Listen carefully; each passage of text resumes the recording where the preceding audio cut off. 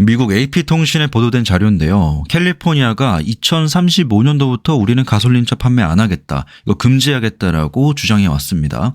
근데 트럼프가 정권을 잡게 되면 이에 대한 반대를 할 것이기 때문에 계속해서 바이든 정부를 향해서 캘리포니아 주지사는 빨리 이 법안 좀 통과시켜주고 권한을 부여해달라 요구를 해왔습니다. 근데 이번에 결국 미국 환경보호청에서 캘리포니아에 2035년도부터 가솔린차 판매를 금지하는 권한에 대해서 부여를 해줬습니다.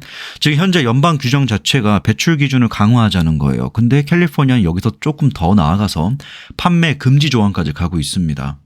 근데 이게 중요한 게 단순하게 캘리포니아에만 적용되는 게 아니라 캘리포니아의 기준을 따르는 주들이 있습니다. 12개 이상의 주들이 있는데 신차 기준 등록 대수 비율도 그렇고 인구 밀도당 충전소, 그리고 전기차 구매 시에 받을 수 있는 인센티브의 규모, 보유하고 있는 모델 수, 이걸 다 고민을 해봤을 때 캘리포니아가 가장 전기차 쪽에서는 앞서가고 있습니다. 그래서 캘리포니아의 기준을 따라가는 주들이 있는데요. 기존 캘리포니아의 연비 기준을 추종하고 있는 쪽이 뉴저지, 코네티컷, 워싱턴, 버먼트, 뉴욕, 메인, 로드아일랜드, 매사추세츠, 오레건, 펜실베니아, 메릴랜드, 델라웨어, 콜로라도, 그리고 워싱턴 DC까지 있는데 일부는 동부 지역에도 있지만 대부분이 서부 지역 쪽으로 좀 포진되어 있다라고 보시면 되겠습니다.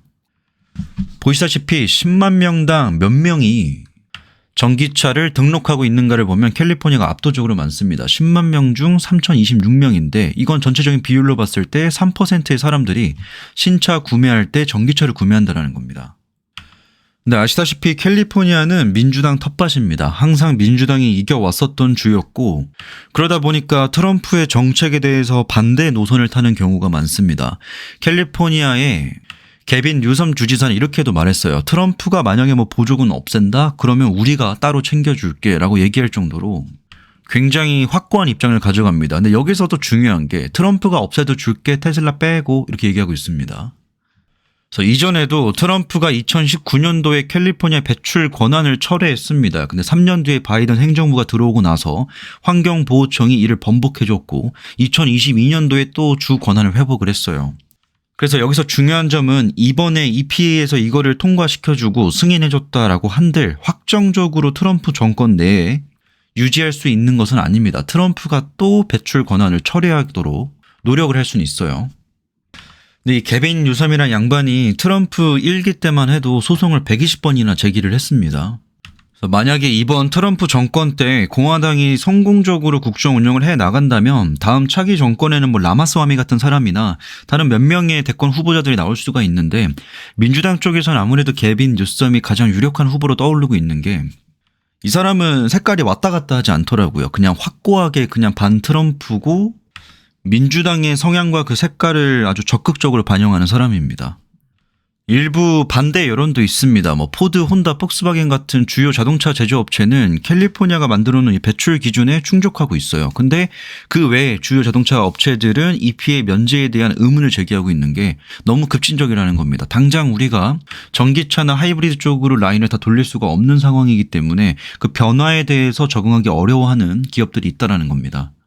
자동차 혁신연합에서는 지금 민주당이나 캘리포니아 측에서 요구하고 있는 이 배출 기준 제한 자체에 대해서 아직 민주당 지역들 내에서도 이 기준치를 만족하지 못하고 있는데 다른 기업들은 어떻게 쫓아오라는 거냐라는 반론을 제기하고 있고 토요타 측에서도 이러한 것들이 산업을 왜곡할 수 있다는 비판도 합니다.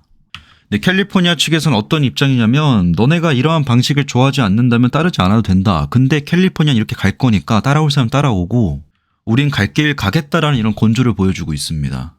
그래서 이번 내용의 핵심 내용들을 보면 2026년도부터 신차의 35%, 2030년도부터 68%, 2035년부터 100%가 제로 에미션이 되도록 해야 되는데 제로 에미션 되려면 어쩔 수 없이 전기차, 순수 전기차로 구동이 되어야 된다는 거고 대형 트럭과 버스에서 배출되는 질소 산화물을 줄이는 것도 요구하고 있습니다. 그래서 캘리포니아의 이런 규제 조치들이 환경관리국에 통과를 하고 승인을 받았지만 이거에 대해서 트럼프가 집권을 한 다음에 다시 또 이의를 제기할 수 있고 이의를 제기한다면 개빈 뉴섬은 또 소송을 걸 수 있고 이런 싸움이 되게 치열하게 일어날 것 같습니다. 네, 과거 1기 정권 때도 트럼프가 이러한 정책들을 철회하려고 했었으나 그 당시에 캘리포니아 포함해서 22개의 주가 소송을 제기했고 결국 또 바이든 정권 들어오면서 이걸 복구를 시켜놨죠. 그래서 이번에 아싸리 그냥 트럼프가 들어오기 전에 8개의 청정 차량 규정과 해당 내용에 대한 기관의 승인을 받아달라고 바이든 정권에게 계속 압박을 가한 거고, 그게 이번엔 성공한 겁니다. 그래서 첫 번째 안으로는 트럼프가 집권한 다음에 이에 대한 반론을 제기할 수 있고 철회하려고 노력할 수 있어요. 이의 제기할 수 있다라는 겁니다. 근데 그 반대로 캘리포니아 게빈 뉴섬이 할 수 있는 거는 이전처럼 소송을 제기할 수 있는 거고, 두 번째는 이러한 청정공기법 조항을 폐지하려고 했을 때 민주당은 필리버스터를 할 수 있다는 겁니다. 필리버스터는 그냥 의회에 가서 시간을 끄는 거예요. 뭐 이런저런 얘기하면서 시간 끌고 어떤 사람은 밥 먹고 오기도 하고, 이게 원래 필리버스터가 미국에서 많이 사용되고 있는데, 그래서 이렇게 좀 첨예한 대립각을 세우고 있다라는 점을 좀 아실 필요가 있고, 이미 BMW랑 포드, 혼다, 복스와겐, 그 볼보 같은 경우에는 2026년도까지 20년도부터 6년 동안 캘리포니아 표준 준수하겠다라고 약속을 했고, 스텔란티스도 좀 어렵겠지만 2030년까지 제로 에미션 요구 사항에 대해서 충족을 해보겠다라고 이야기를 했고요. 기업들이 따라오거나 말거나 2026년도부터 캘리포니아는 주 규정에 따라서 판매량의 35%가 무공해 차량이어야 된다라고 이야기하고 있습니다. 뭐 전기차 생태계가 마련되는 거에 있어서 긍정적인 내용이긴 합니다. 근데 이 또한 트럼프가 집권하게 되었을 때 반론을 제기할 수 있고, 이에 따라서 뭐 게빈 뉴섬이 소송 제기하고 필리버스터 하면서 방어를 하겠지만 굉장히 치열하게 싸움이 일어날 수 있고, 관련된 내용들은 추후에 나올 수도 있습니다. 제가 이러한 것들을 보면서 특히나 캘리포니아 주지사가 만약에 트럼프가 전기차 보조금을 없애도 내가 그냥 따로 챙겨주겠다 하는 이런 내용들을 보면서 요즘에 많이 드는 생각이 뭐냐면요, 우리나라 기업들이 해외 보조금이나 관세나 이런 것들에 지나치게 의존할 수밖에 없고, 시장 또한 그런 거에 따라서 많이 움직일 수밖에 없는 게 그만큼 우리나라 자체적으로 지원금이 부족하다는 겁니다.